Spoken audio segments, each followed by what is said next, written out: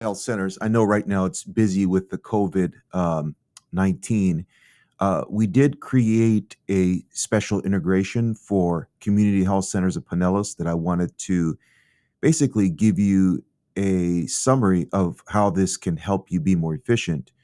So basically, people fill out the appointment form, and the data is not only saved on the back end of the site, and it can also be emailed, but it also is saved on a Google spreadsheet that can then privately be shared with staff so that they can make follow-ups. Right now, I can't show you the current sheets that we're using because of HIPAA and privacy, but I think this is all in real time.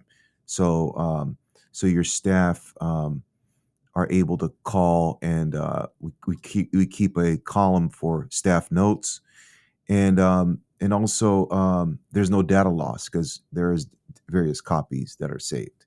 So just wanted to let you know about this update. Thanks.